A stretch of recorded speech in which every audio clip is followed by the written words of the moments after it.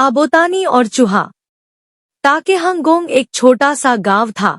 इस गांव के निवासी बहुत ही प्रेमपूर्वक जीवन यापन कर रहे थे, परंतु गांव के दो मुख्य परिवारों तापुतालोन और ताकर्यापर के बीच मनमुटाव चल रहा था। इन दो परिवारों में आपस में बड़ा प्रेम था, गहरी मित्रता थी, किंतु अब इन दो परिवारों के सदस्य एक दूसरे को फूटी आंखों भी नहीं सुहाते थे। इस मनमुटाव का कारण थी ताकरताची। ताकरताची ताकर्यापर की बेटी थी। असल में हुआ यो कि तापुतालों का बेटा ताकर्यापर की बेटी ताकरताची को भगा ले गया। इस घटना से आहत ताकर्यापर का मन तापुतालों के प्रति खिन्न रहने लगा और एक दिन इस मनमुटाव ने बड़े झगड़े का रूप ले लिया। तब गांव की पंचायत ने यह निर्णय किया कि इन दो परिवारों के झगड़े के निपटारे के लिए आबोतानी को बुलाया जाए।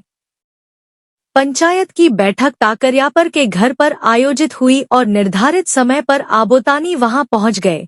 सारे लोग आबोतानी का स्वागत सत्कार करते हुए उन्हें घर के भीतर ले आए। पंचायत की बैठक आरंभ हो गई।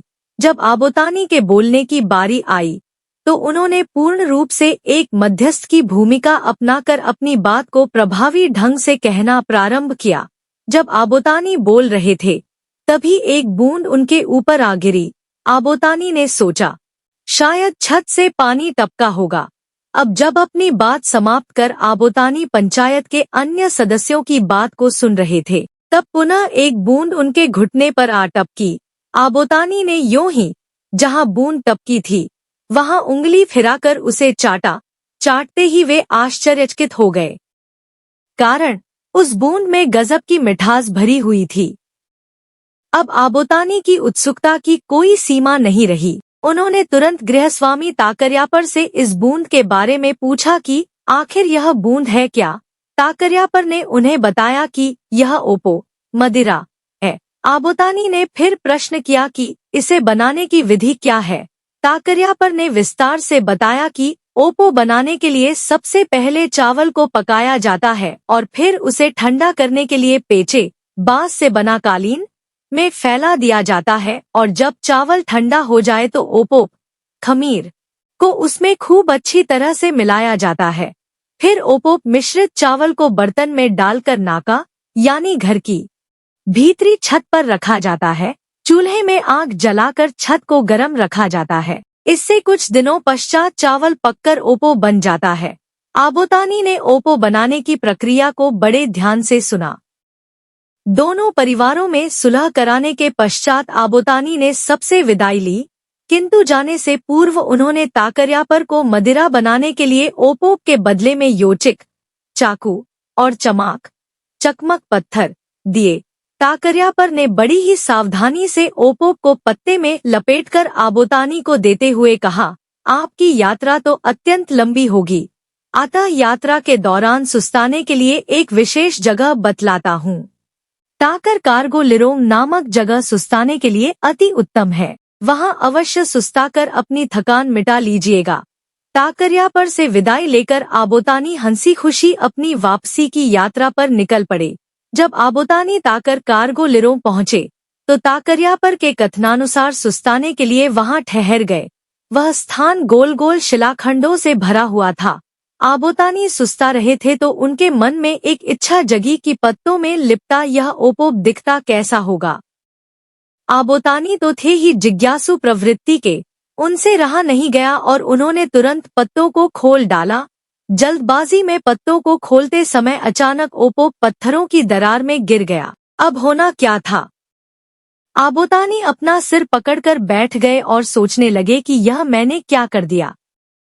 इतनी कीमती वस्तु मेरे हाथ से छूट गई। आबोतानी बहुत दुखी हो गए। ठीक उसी समय बुंके नामक एक चूहा वहां से गुजर रहा था। चूहे को ताकरहांगोंग गांव जाना था। आबोतानी की घोर उदासी देख चूहा रुक गया और उनसे उदासी का कारण पूछा। आबोतानी ने व्यथित मन से सारा वाकया सुनाया। चूहा बोला, आपकी उदासी देख मेरा मन पसीज गया। मैं आपकी सहायता करूंगा। मैं आपके लिए पत्थर की दरार में घुसकर ओपो वापस लेकर आता हूँ। अब तो आप खुश हैं। आबोतानी का चेहरा खिल गया और उन्होंने उत्तर दिया, हाँ हाँ, बिल्कुल खुश हूँ। तुम तो बहुत भले हो, परंतु चूहे ने एक शर्त रखते हुए कहा, पहले आप यह वचन दीजिए कि बदले में मुझे कुछ वरदान देंगे, तभी मैं आपकी सहायता करूंगा। आप तो दिव्य शक्तिधारी हैं। तब आबोतानी ने उसे आश्वस्त करते हुए कहा, मैं तुम्हें कई सारे अधिकार देता हूँ। मसलन तुम मनुष्यों के घरों में रहकर उनकी वस्तुओं के साझीदार बनोगे, धान्यागार का धान और अन्य सामग्री को खा और कुतर सकोगे। यह सुन चूहा खुश हो गया और दरार में घुसकर ओपोप निकाल लाया, फिर उसे आबोतानी को लौटा दिया। आबोतानी ओपोप लेकर अपने घर पहुंचे और अपनी पत्नियों को ओपो बनाने की विधि बतलाई। उनकी पत्नियों ने ओपोप को चावल में मिलाकर पोनोपो, चावल वाली मदिरा, और मड़ुआ में मिलाकर तेमोपो, मड़ुआ वाली मदिरा, बनाया। भिन्न भिन्न स्वादों वाली मदिरा का रसास्वादन कर आबोतानी गदगद हो गए। ओपो लीशी जनजाति का एक महत्वपूर्ण पेय है।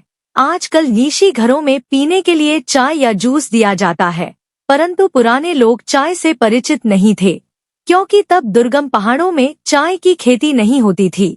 घर में कोई अतिथि आए तो पीने के लिए ओपो ही दिया जाता था। धार्मिक अनुष्ठानों में ओपो को पवित्र मानकर देवी देवताओं को चढ़ाने का आज भी रिवाज है।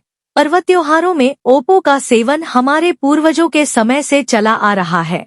प्रस्तुत लोक कथा इस तथ्य पर भी प्रकाश डालती है कि मनुष्य के घरों में चूहे का प्रवेश कैसे हुआ। लीशी जनजाति यह मानती है कि आबोतानी के वरदान के कारण ही चूहों को घरों में प्रवेश का अधिकार मिला और इस अधिकार का निर्वाह पूरी निष्ठा से चूहे आज तक कर रहे हैं।